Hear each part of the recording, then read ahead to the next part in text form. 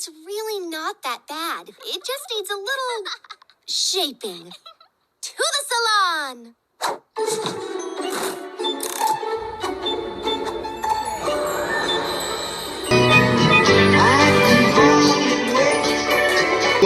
Fuck you up.